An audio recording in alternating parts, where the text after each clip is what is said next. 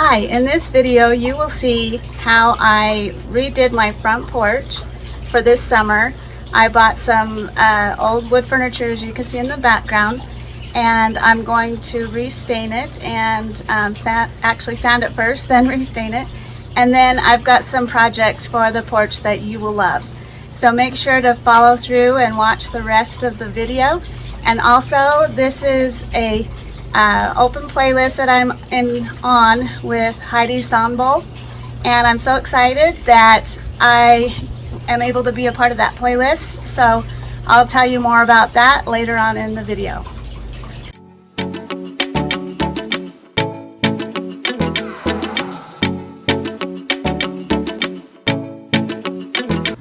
Okay, so first thing, I am going to be sanding all of the furniture down.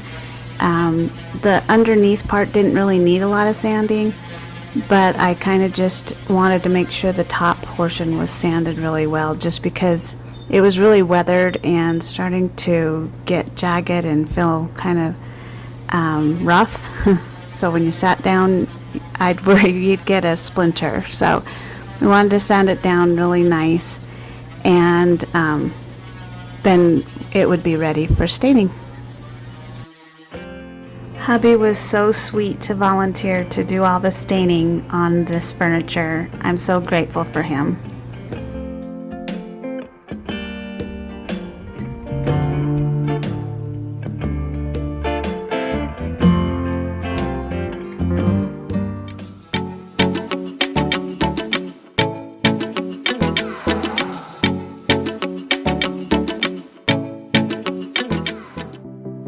For my next project, it's actually 3 different pieces. I picked up 2 lanterns.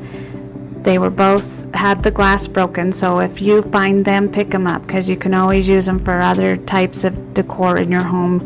It doesn't have to necessarily be for candles. And so the glass was all removed from these, and that was left, and so I'm just spray painting a good coat on them to cover. They're not going to be out in the elements, they're just going to be on my porch and won't get wet or anything, so I figured it was okay just to give them one good coat. So these I'm going to use for planters, to put little plants in them. And and this is a really cute piece. It's like a garden window box type thing. It's really cute. I just spray painted it white too. And I'm lined it with some moss and planted cute little flowers in it. And then on the lanterns, I did the little terracotta pots with cute plants in them. And then I put the moss underneath those pots to make it look real decorative. They turned out so cute. And then also, I did that with the other small lantern as well.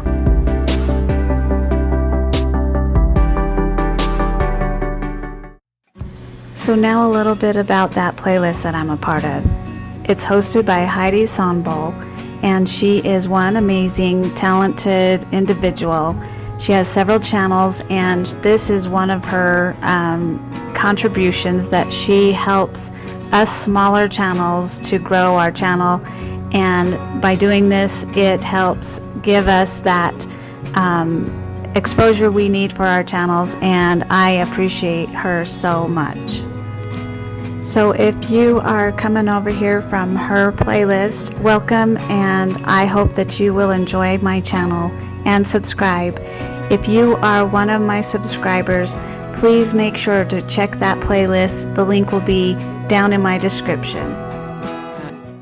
Now for my channel, if you like a lot of trash to treasure, thrift store items turned into wonderful decor for your home, a few Dollar Tree crafts here and there, and a lot of farmhouse rustic decor, then you will definitely enjoy my channel, and I hope that you will subscribe and like my videos, and please comment on my videos as well. That helps my channel out a lot, and I hope you enjoy the rest of the video. Thank you.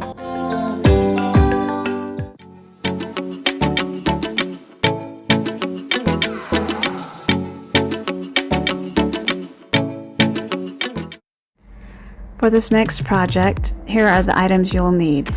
You will need some spindles, a popcorn tin, a large one, 2 woven placemats, and a round wood base.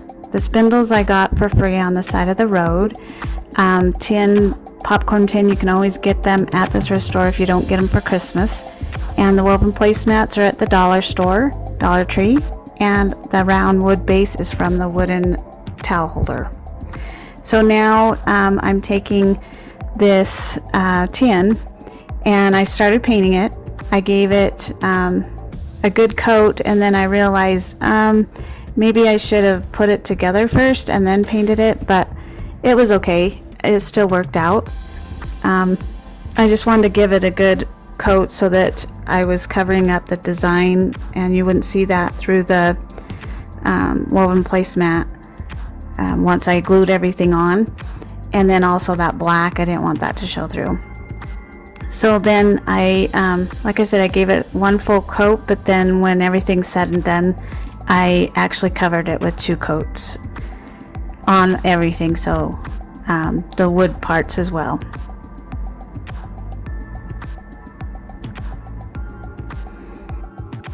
Here I have that bottom of the wooden towel holder that I picked up at the thrift store that I told you on my previous video how I pick up any wood and then you can piece out each piece to create something different. Well, now I'm using the base of it for underneath the tin to make this table. And of course I have to wash everything before I use it. So now that that's all washed and everything, I'm measuring where I want to put it on the bottom of the tin here. And I am using a combination of wood glue and the Gorilla super glue, the gel glue. And I'll have all of the items I use in this video linked below in my description box so you can see what I used if you'd like to purchase them as well. So I just glued that together and put the paint on top for a good hold. So now that it's all dry, I went out and I cut the spindles to the size I wanted, just kind of looking to see if that's the height I wanted them. So now I'm measuring where I need to drill the holes. So I'm putting in the first one there, and I kind of made sure, you know, that because you want 3 legs, you want it to stand really nice. And because it kind of seemed to bow inward, I had to do a slant on each spindle. So when I say slant, I mean that part where I'm gluing to the base. I had to kind of take and do an equal slant with my miter saw on each one of those so that it would sit straight when you set it up. And so now I am just making sure all of those holes are drilled, and I've gone clear through to the inside of the tin as well. So I'm making sure that those are both going to go through. And then now I'm putting the screws in from the inside to screw into each dowel. And I'm doing that because I want to make sure that it's, you know, prepared and set so that all I have to do is screw it into the dowel spindle. So here I'm just attaching the spindles to the bottom. I put some wood glue on each of the spindles to hold to the bottom of the wood.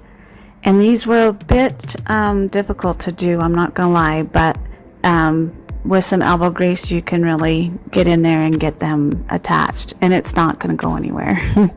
So now I'm just painting the whole thing again, and I did the tin a second time, but then I did 2 coats on the wood as well.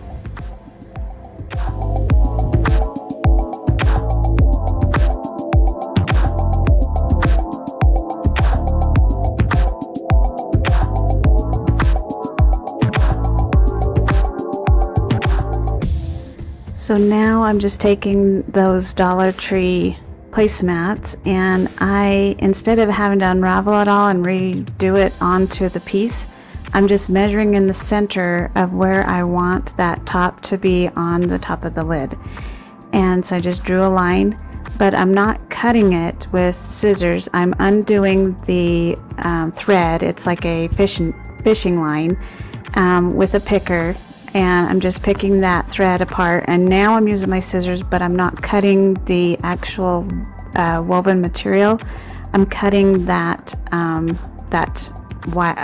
fishing line all the way around, because it's kind of more elasticy kind of, so you can kind of pull it up and then cut, and it made it really easy to get in there and keep the shape of the woven material.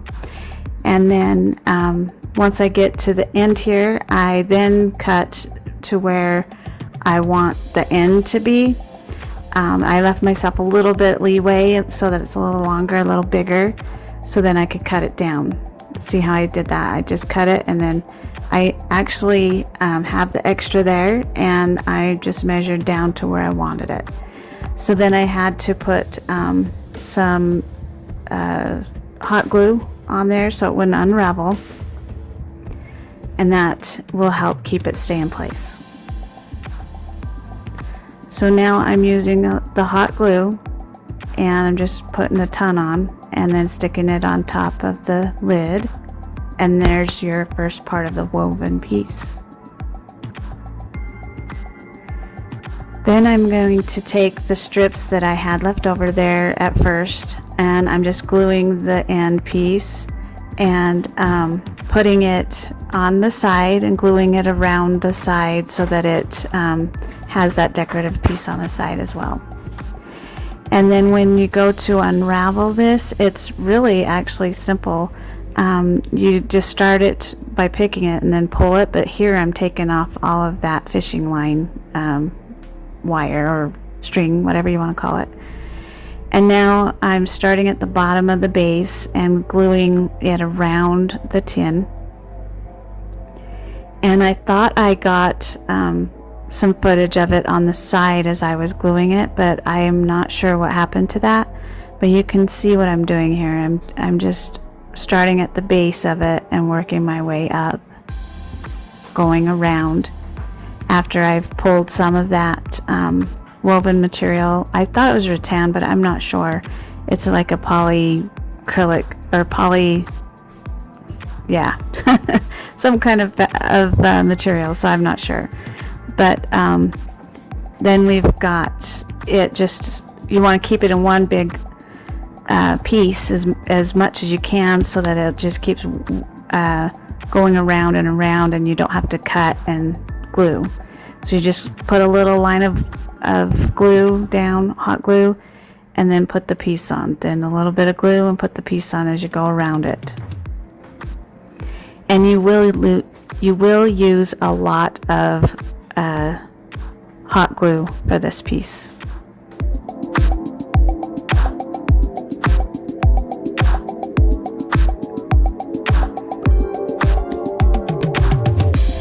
So here it is, all finished, woven around it.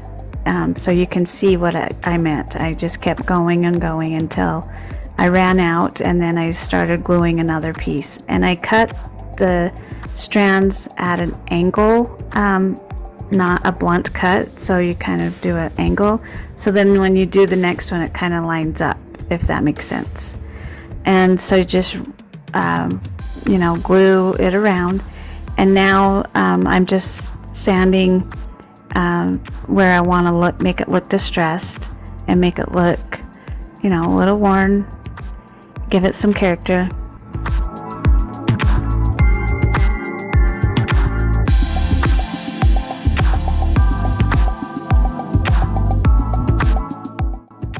And we're finished with our project.